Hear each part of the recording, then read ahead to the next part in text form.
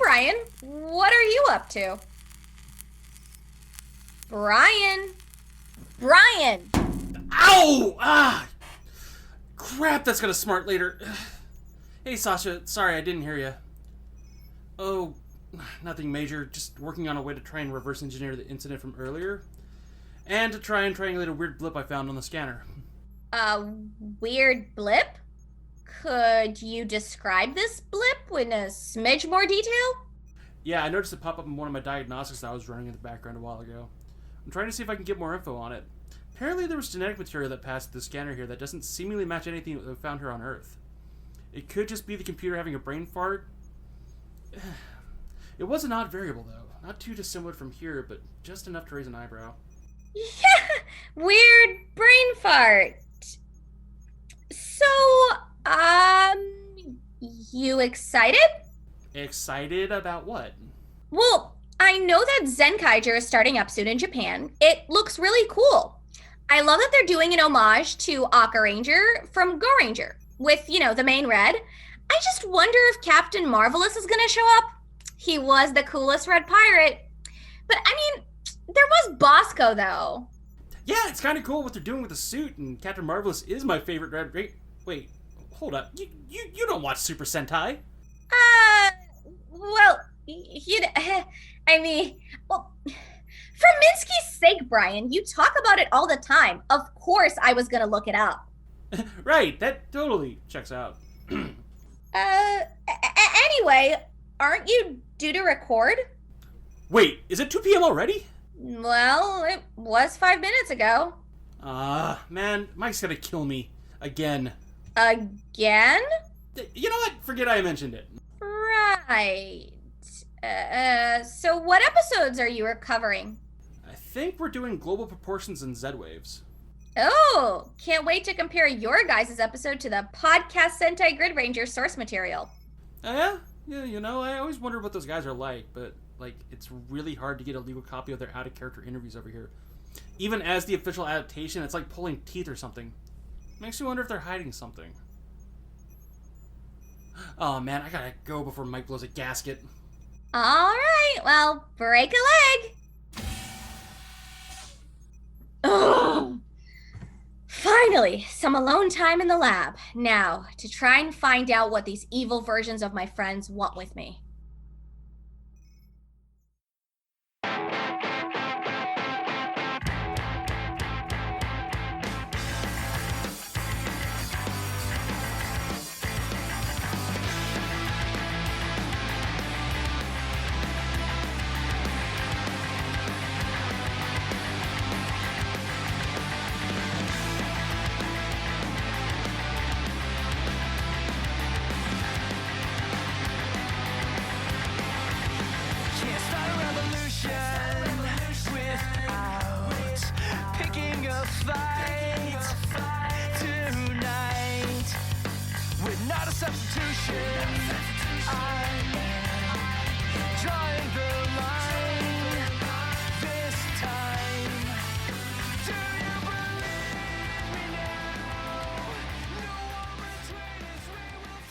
And ladies and gentlemen, boys and girls, welcome to another edition of Voices from the Grid.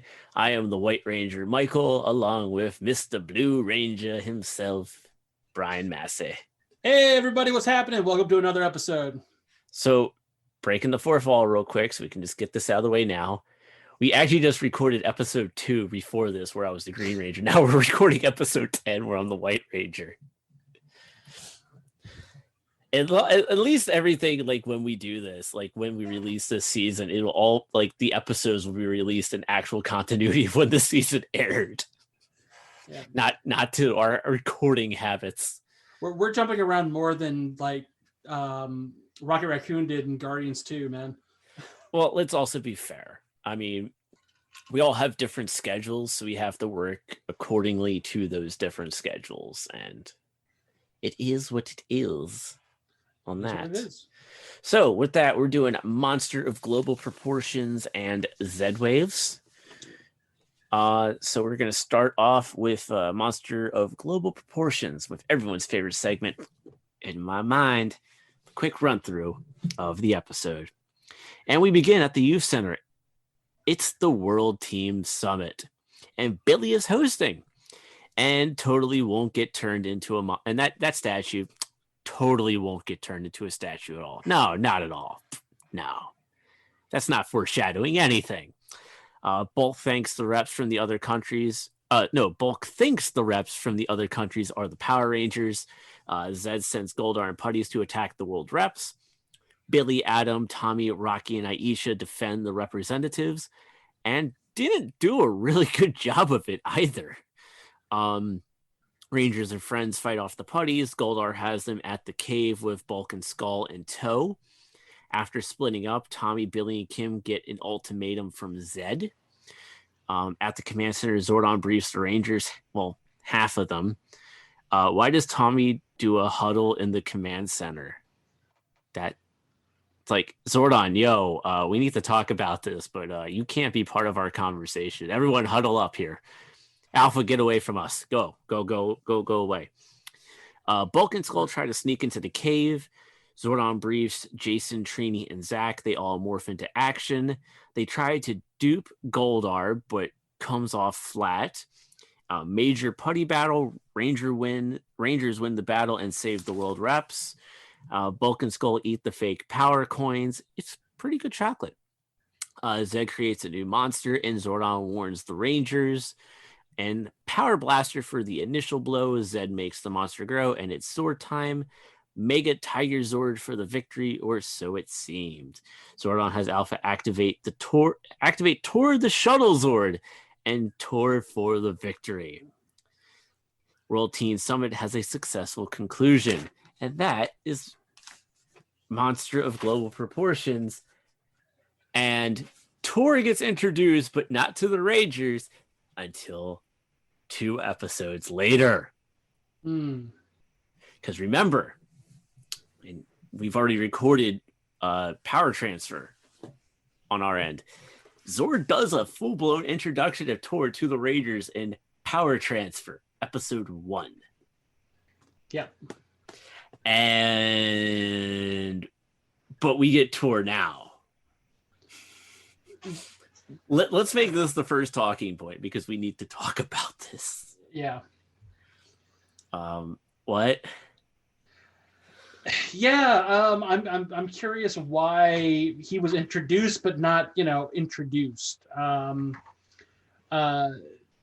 It's weird, and it's like, having watched this and then watched Power Transfer to get my notes, I absolutely had to do it, because sometimes I'll just be like, craning my head over to the TV while the episode's playing and taking my notes. And when that happened, I literally was just like, wait, what? So I thought it was confusing. Obviously, you thought it was confusing too. Well, not only that, but it's like, and I know we're going ahead 2 episodes on this, which is actually ironically the next episode that airs after this one. Mm-hmm. And that's with Power Transfer. Zordon introduces Tor to the Rangers, and they're just like, oh, cool, this is awesome. It's like, you guys just saw him 2 episodes ago. He helped you out. Why are you acting like, oh, I ain't never seen that dude before in my life? Like, who's this homie? Nah, I didn't invite him to my party, man. But he seems cool, but like, no. Like, what? It's weird. It feels to me, and I think I said this in that episode as well, it feels like one person wrote this, another person wrote Power Transfer, and this was just one of those details that didn't get brought up by either person, and they never crossed the wires and went, oh, that's a mistake. We need to kind of fix that. It just feels like, and that happens in TV shows where you have multiple writers. It just does. Yeah. But not to this blatant of an extent, I think. But also, it could have possibly just been that it was written off as like someone did bring it up. It would have just been like, they're stupid kids. They're not going to know. They're not going to pay attention. It's all right. Whatever. We don't have to fix that. Or if anything, this episode could have been like one of the first episodes after the Power Transfer, because then it wouldn't have made Tor's appearance very awkward and the introduction not come off just as awkward. because then Tor would have already been established, and you could have used Tor in the next episode, or after power transfer at least. Which is fair. They would have had to done a lot of right arounds, but it is what it Not is. necessarily, because at that point you just wouldn't have Jason, Trini, and Zach anymore. You won't even have to be worried about the three of them. You just you wouldn't have even had to write them into the script. You just have to steal. I mean, Rocky, Adam, and Aisha are in this episode. So then, all you have to do is just go, okay, well, these are the three Rangers now, and it's post power transfer. There is no Zach, Jason, and Trini anymore. It would have like that's the only script change that you'd have to do. And like any lines that would have been Jason or you just give it to Rocky or Adam and Aisha. Yeah, exactly. It's an easy fix. Yeah. So okay, I can see that working. Definitely. I mean, man. If I had a nickel for every time Power Rangers made a mistake, I would have a lot of nickels. Not enough to buy anything like of value, though. You know what I mean? Yeah. Just a nice pile of nickels that I could use for laundry. So, did you have anything more to add for that one? No. You that was like the biggest note that I wanted to throw out there that I had. Okay. Well, I'm gonna go ahead and give a little more in-depth run through of the episode. I do have some stuff I wanted to bring up. For A Monster of Global Proportions, which originally aired November 5th, 1994. So the episode, once again, starts with Billy hosting the first annual Teen Summit for World Peace. And thankfully, most of the people representing their respective countries aren't blatant stereotypes. I love Boris's hair. And the guy from Australia is wearing an Australian hat with the one side up, because Australia. I love those hats. Not a big fan of the ones with the corks on them that like dangle at your face, though. But they're supposed to, keep away mosquitoes, so that's good. So Tommy at the very beginning of this episode says, "Man, I wonder who they'll get to represent Angel Grove in the next Teen Summit. Remember that for a few episodes down the line, kids. It's gonna be important." There's a statue presented at the beginning of this episode, the international symbol of peace, made by the Angel Grove High art class, with 4 faces that each represent wisdom, beauty, strength, and vitality. Zed's going to turn that into a monster, isn't he? I don't know what you're talking about. There's no foreshadowing at all. What are you talking about? No. I mean, that thing looks... it looks innocent. It's just a bystander in all. And pretty evil.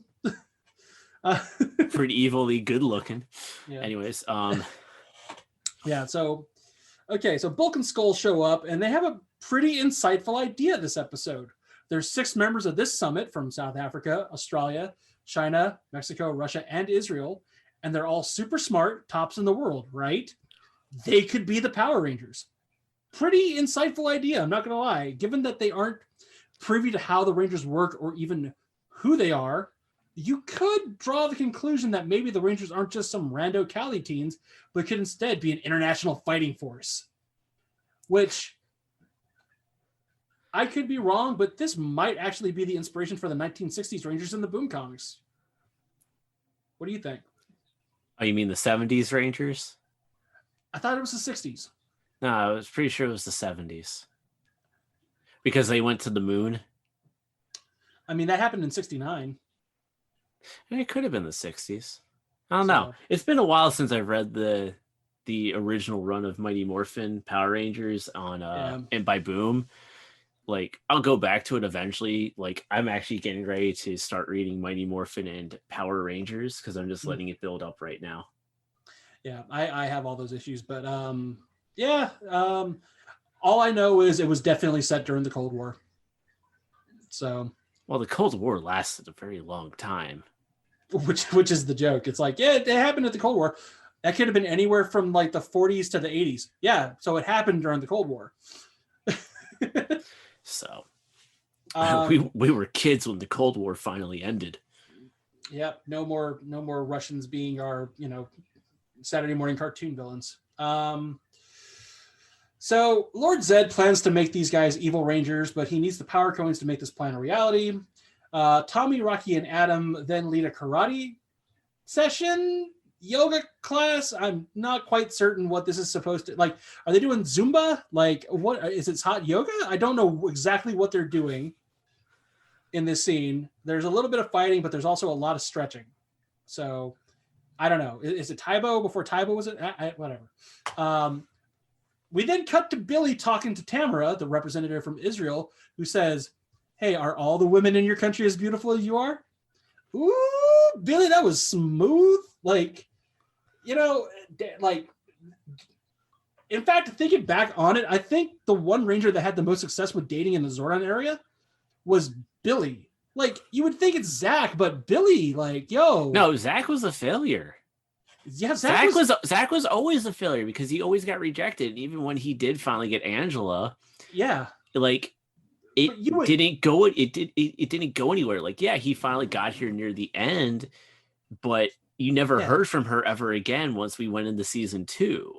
Yeah. So it's like it became non-existent at that point. Maybe if we didn't have the behind the scenes stuff with, Walter, Austin, and Twee, maybe that played a role in Angela not coming back, was because of the fact that they were going to end up moving on from Zach. So what's the point of bringing back Angela? So maybe if things were different and Angela was still around and Zach was with Angela, then maybe you could say, yeah, Zach was very successful with the ladies, but he was also focused on one woman, and that was Angela. Yeah. Whereas Billy has had multiple women. That dog, like, man, Billy like, I'm not gonna say he gets around because like this is a PG show, but like, yo, Billy's a pimp.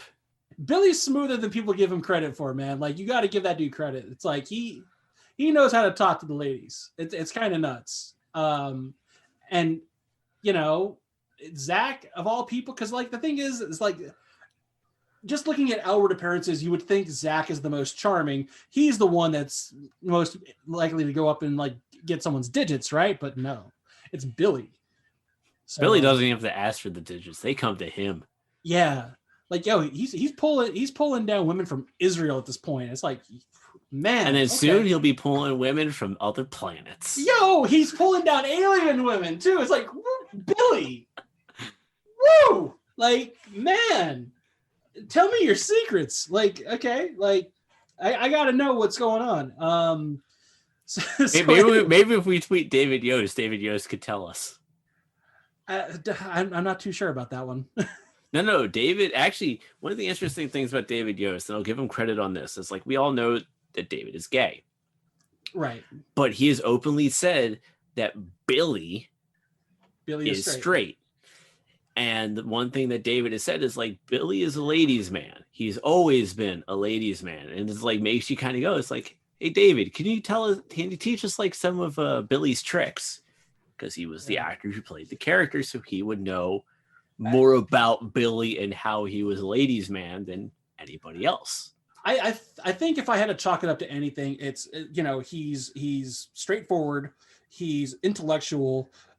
He doesn't play games either. And he's genuinely affectionate. Like, that's just what I can surmise is like, so he's not one of those guys that's just like, don't hate the player, hate the game or anything like that. Cause it's not a game. It's just like, this is who he is. And that's really attractive to women. So like, I guess the lesson here, ladies and gentlemen in particular, if you're having trouble, just be yourself and maybe read a book.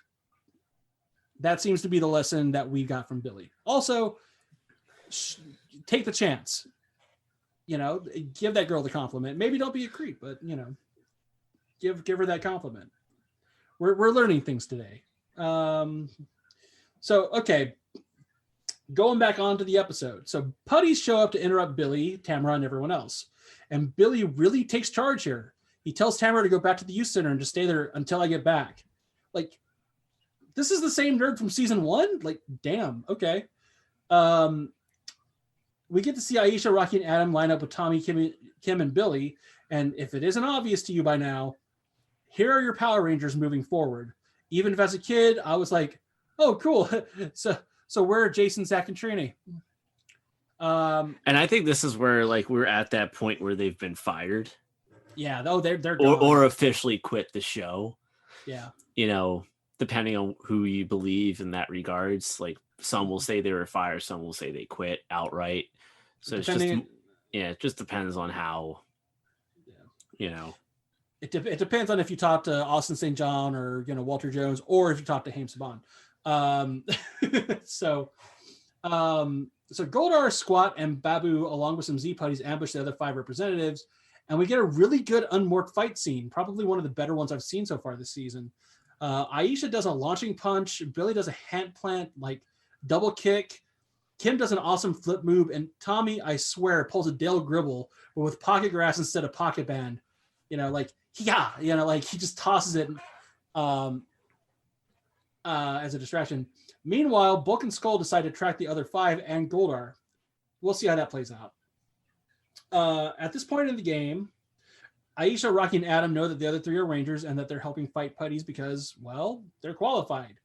They're ninjas, which I wonder if by this point in production that Haim Saban was aware that Ninja Sentai Kaku Ranger was in production and had used that as a way to make the whole Ninjetti thing flow, even if by that point I might have forgotten all about the ninja battle a few episodes back.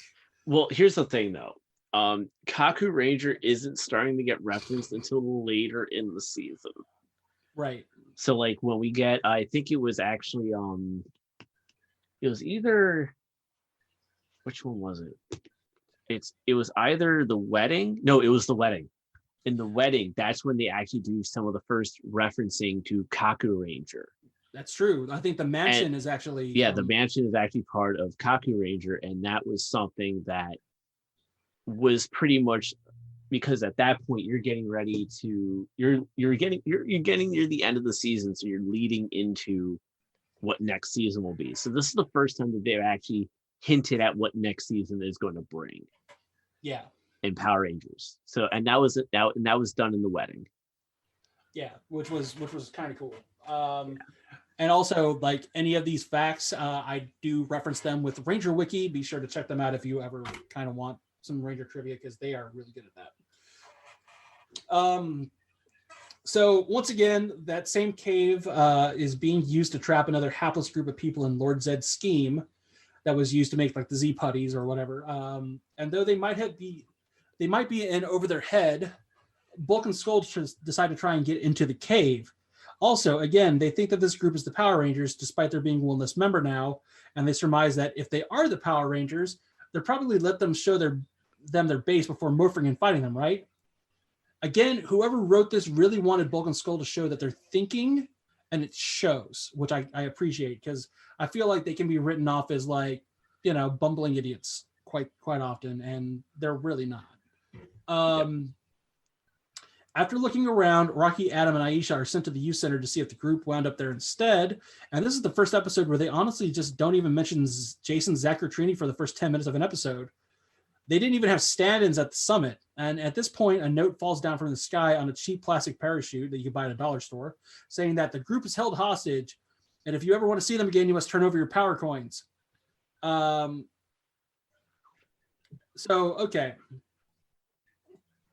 Double check here. Double checking notes. Okay, so we see Alpha and Zordon talking with Kim, Tommy, and Billy, and that's it. Wow. Tommy, before morphing, says he has a really good idea and goes into a huddle. Like you said, that was weird. That was, why are they huddling at the command center? Like, talk this over with Zordon. Like, why is this a secret from Zordon and Alpha? Zordon contacts Jason via stock footage and explains the situation. Everyone morphs, travels to the cave, and they confront Goldar. They give the power coins over in a wooden box, asking for the team's release, which of course Goldar says, "Why would I? Now that I have your power coins, you're powerless to help them." Problem with that, Goldar, they're still morphed. Maybe think this through beforehand. So Billy explains that they're not the actual power coins anyways, and watching this on DVD, I do have to remind myself of something, and maybe we can talk about this a little more in depth. But back when this show was originally airing on TV, there used to be lengthy commercial breaks during episodes. And these moments are clearly indicated by when there's a fade out and a fade back in, typically coming back to the scene that the episode took a break on. And Power Rangers, at least with Mighty Morphin, used to love using these commercial breaks as a way to build trauma and tension. We see that Goldar gets the coins and that the Rangers are helpless. We then get a commercial break, buy our toys, and eat at Moe's. We'd have 3 minutes to wonder how the Rangers were going to fight back, and then we cut back, and Billy, right at the top of the show, explains that they aren't the real power coins. I would argue that this works well when it's on TV with commercial breaks, but when watching this on DVD and there's no time in between, it's narrative whiplash, and it makes me feel like, why did they even bother doing that in the first place? What are your thoughts on that? Yeah, I didn't really think too much about that, honestly. Okay. Well, I mean, I was just looking at it, go like, I mean, yeah, I mean, it's like that for any show, honestly. When you go to a commercial break, it's like any show that goes to a commercial break, you always want to add that suspense. You know, like one of my favorite shows was House MD. mm-hmm. You know, they would always do that. Like if something was going wrong with a patient, they would cut to commercial break and then they would come back. Right. You know, or something like that. You know, there's always, you know, you always have that in TV shows. It's not like, I mean, if it's Spartacus on Stars, you didn't have commercial breaks during the episodes, you know. Mm-hmm. That's just how it is with a Stars or HBO or Showtime show. But yeah, I mean, for any show like that, they do that. They did it for Teenage Mutant Ninja Turtles. They do it for, you know, Garfield and Friends, you know, Heathcliff, you know, they did it for all those kid shows too. It's just a regular thing. Yeah. Heathcliff. Anyways.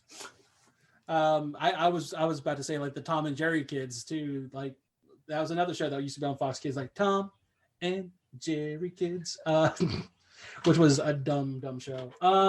Yeah, I mean, it, you know, and it happens, and unfortunately, you know, you do have to create suspense somewhere in an episode, but when you're watching it on DVD, I mean, like I said, it was very noticeable in this episode, but I guess I really can't complain about that necessarily. It's just something I noticed and like I had to mention it.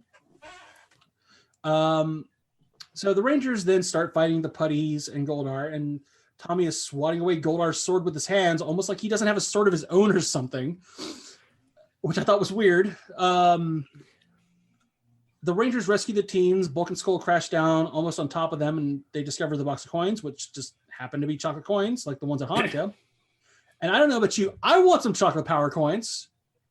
Like I'm always down for some chocolate power coins. Yo, like as long as I can morph with the coin and eat the chocolate still, I think we'll be okay. That would be dope. There's this adorable scene when Bulk is sad that he can't take the coins to the summit to prove about the Power Rangers' identity. Skull figures out that they're chocolate, takes a bite, and says, "Oh, it's good chocolate, though." Bulk is sad, but then like Skull's like, "Hey, come on, buddy, it's okay. Here, have some," and like it cheers him up. And I was like, "Aw, that's what friends are for." So Zed then makes the four-faced statue into his new monster after again being grumpy with Goldar, and it's also a day that ends in Y. And Zordon tells the Rangers in the middle of their conversation with Rocky and gang that Zed's forehead monster is rampaging. And did anyone else hear Zed's forehead monster? Like, that could be me the way my hairline is receding at this point. The Rangers try to make quick work of the forehead monster. Sorry, I'm never going to laugh at that name, by the way. Never going to not laugh at that name, by the way. And they use the power blaster.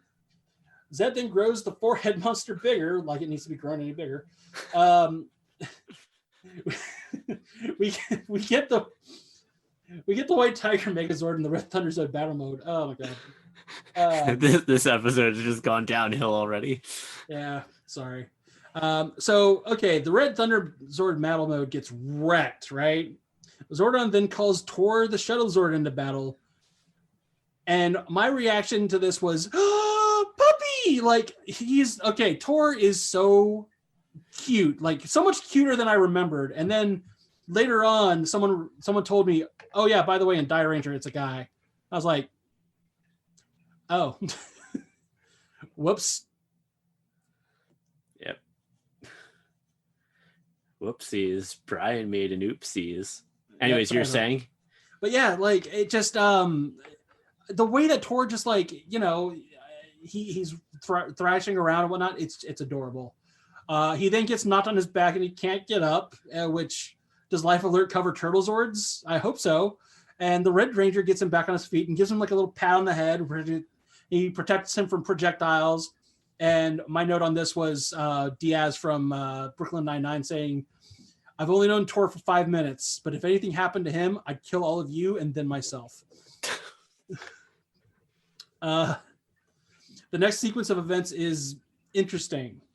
Tor transforms into an upright Zord with hand cannon blasters that knocks Forehead back. Tor then opens his shell for the Red Thunder Zord to hop into, which then looks like it's charging up, which is cool. The Thunder Zords all hitch a ride on Tor's back then, jump into the sky, and they all crash land on Forehead, killing him in the process, which was awesome.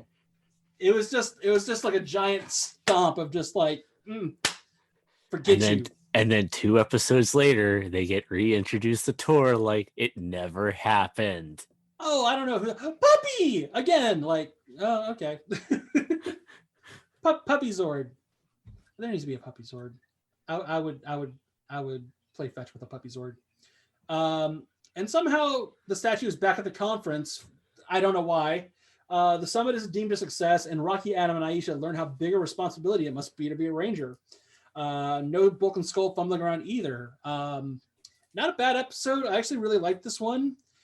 It's weird even now with Jason and the other 2 Rangers relegated to just B-roll, but this was a period of change in Power Rangers, and there were bound to be some hiccups. But overall, not bad.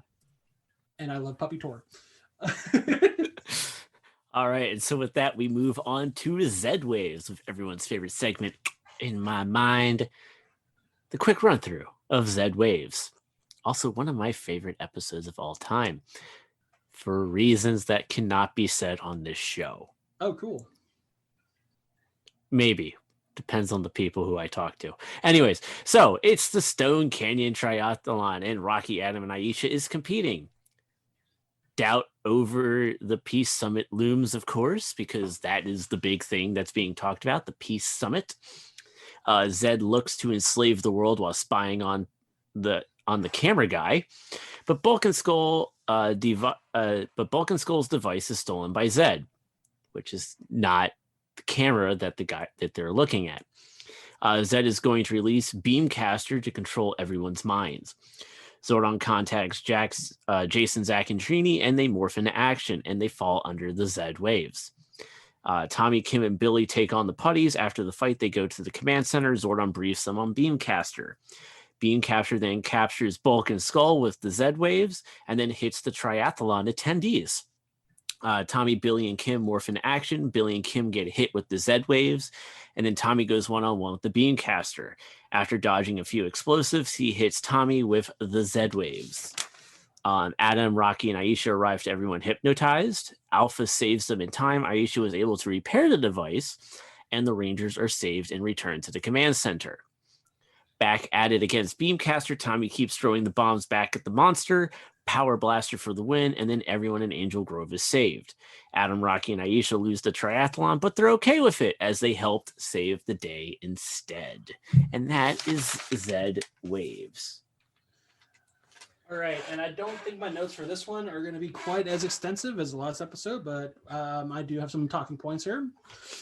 So, Zed Waves, original air date, November 7th, 1994. I might have to pick your brain about why you like this episode so much after the fact, because I'm genuinely interested. It involves the hypnosis. That's one thing. But then also at the same time, it's an episode that kind of shows Aisha in a different light a little bit, that she can kind of help out on the tech side with Billy, which if you remember, Trini was always the kind of the right hand to Billy for that. So this, in a way, kind of establishes that one of the new 3 can take that spot, right, from Trini. So that's one of the things I like. I think the whole hypnosis thing is cool. So that's also one of the reasons why it's one of my favorite episodes. So, yep. All right, I'm back. Yep. All right, so Zed Waves originally aired November 7th, 1994. The episode begins in Stone Canyon with Rocky, Adam, and Aisha competing in a triathlon with Tommy, Billy, and Kim there to cheer them on. And to help them with the little things like getting on their bikes right out of the water, et cetera, et cetera. Bulk and Skull are watching from a canoe in the lake and are using a device to monitor the triathletes to see if any one of them might be a Power Ranger. using a device named the Energy Output Meter, consisting of a bowl, a pump, and a microphone. Because technology. Lord Zed watches the broadcast somehow and gets the idea to broadcast his message of subservience to him via the microphone, and steals all of those items from Bulk Skull plus the fishing rod Skull was using. The monster he makes from these items kind of looks like a Ronin samurai with a microphone for a head that uses the rod to enchant people. Enter Beamcaster, and I think he looks pretty cool. This is actually one of the cooler monsters. Yeah, honestly, it really is a cool monster, and how he's able to kind of cause massive enslavement right away, kind of puts the Rangers in pretty quick danger. I agree. It definitely, there's not a lot of time to just stand around. You know what I mean? There's not a lot of fighting either when you think about it. So. Yeah, and I'll get to that. So, okay, Zordon calls all of the Rangers, but Tommy, Kim, and Billy don't hear the communicator go off, so Zordon tries again. Jason, Trini, and Zach answer, and apparently they went scuba diving again, but this is just reused footage from Season 1's Something Fishy, an episode that we've reviewed in the past and can be heard on this website. Yay! But under the Season 1 page. So go check out Something Fishy on voicesfromthegrid.com. You mean txhthockey.com/VFTG. Thank you for correcting me. The Rangers go to the park where people have been enchanted by Beamcaster and are chanting, "Hail Lord Zed." And wouldn't you know it, they get hit by Beamcaster as well, and they're suddenly under the same spell. So they're out of commission.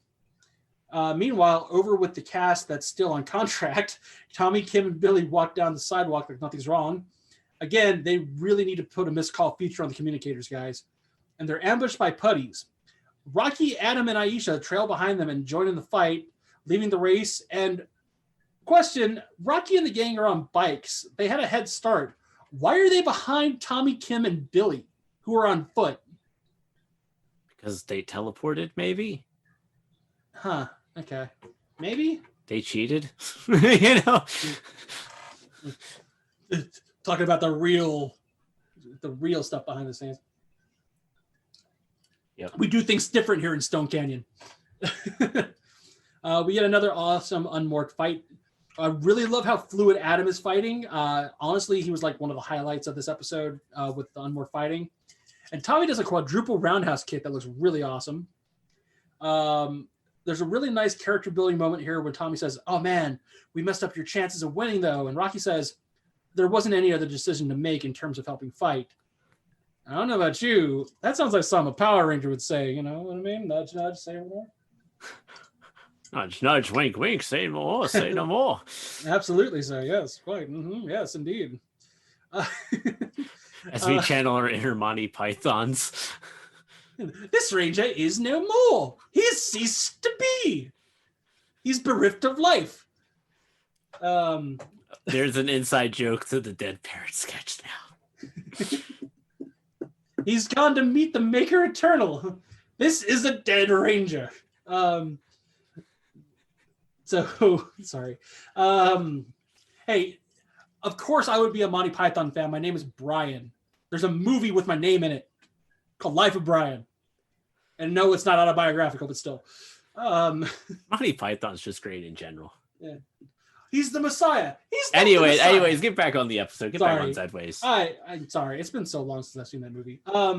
So Tommy, Kim, and Billy hit up the command center, are told about Beamcaster and how Jason, Zach, and Trini were hypnotized by the Z waves, and how the spell gets harder to break as time goes on, which whenever I hear that in any media, that something's going to exponentially, get stronger as time goes on, I always assume that there's going to be a point in time where you cross a threshold and it becomes impossible to reverse. So I don't know, like for me with writing, that's always kind of been a problem. Like how much time can pass before it's suddenly unreversible? Billy gets tasked with rigging up a device yet again, and the Stone Canyon 3 get back into the race, trailing behind. Bulk and Skull have a moment where they lament how weird it is that their stuff disappeared, only to find something weirder. Beamcaster, who I swear I think Zordon called Beef Casper earlier. Oh, Beecaster, cast my beams. Yes. Hello, Beef Casper. How are you today? They get hypnotized too, and Skull starts chanting, "Hail Lord Fred," which I love. Also, everyone is walking around like a Frankenstein monster, which is silly, and I love it. Tommy, Kim, and Billy go to intercept, but are swarmed by the zombies and other rangers. Beamcaster manages to get pink and blue, and then throws these weirdly shaped bombs at the White Ranger. They keep going from Japanese Die Ranger footage to American MMPR footage here because the ones getting the bombs thrown at them were the Die Rangers initially. And Tommy also manages to get hit with the Z-Waves. Who will save the day? Also, Billy's machine gets broken by people just kind of walking on it and kicking it. And he's like, "No, you're destroying it." Beamcaster breaks the fourth wall by calling for a commercial break. And sure enough, one happens. And bye Dunkaroos, everybody. Rocky and Co. find all the people currently hypnotized and the device and are about to be swarmed upon before Zordon yoinks them out of there. Aisha says that she can fix the device, but it won't be at full strength. They use the device on the Power Rangers via the viewing globe. Not sure why they didn't just do that initially. And Zordon amplifies the signal with his brainwaves, which are like little lightning bolts that go zap once every few seconds. Like little, just like, beep, like these little like wimpy things. And it works. The Rangers are free now. Yay, I'm a llama again. Sorry, I was mistaken, by the way, earlier, because we get another scene of Beamcaster throwing bombs back and forth. I believe earlier was with Kiba Ranger, but here's where it would have been the Die Rangers in the Sentai footage, which, if you're curious, episodes 29 and 30 of Gosei Sentai Die Ranger are where you can view this original footage, and it's free to watch on Shout Factory. But please buy the DVD release too, so we can get Abba Ranger eventually. This is sadly the last time that the original 5 Rangers used the Power Blaster to defeat an enemy, and there's no Zord footage in these episodes, sadly, too. Rocky, Adam, Aisha didn't win, but Tommy and Gang are there to support them. And then I think the closing line is, "A marathon isn't about winning, it's about finishing." Too true. I still have my own marathon of writing notes to finish as well, because we've still got a couple more episodes to go, but that's kind of my little synopsis of this episode. Cool. Yeah, so this is one of your favorite episodes. I think it's definitely one of mine too. At least of season 2. And yeah. Yeah. The most awkward like ending to an episode. Yeah. Yeah. Yeah. Yeah. All right. So with that, Brian, where can the people find you on social media? You can find me on Twitter at OneDrunkGeek. Which is not only my Twitter, but it's also the show where I review adult beverages. And then also, you can find me on castwavestudios.com, friend of the show, where we do Boldly Going Nowhere. Go ahead and check us out. We've been doing podcasts since 2012 and still going. And Mike, where can we find you on the worldwide Wibbly Boobs? You can find me on the Twitters at TheLindaMom75, Facebook at facebook.com/X75Productions. Obviously Twitch, doing the gaming thing at twitch.tv/TheMichaelX75. And then website txhthockey.com for the show /VFTG, and Twitter for the show is VFTG_PR. And since Brian said he's been podcasting since 2012, I've been doing it since 2015. So I started 3 years after you. Oh, wow. So with that, Brian, take us out. All right, ladies and gentlemen, thank you for tuning in to yet another episode of Voices from the Grid. And until next time, be sure to grab your power coins and your power morphers. And until our next more phenomenal episode, may the power protect you.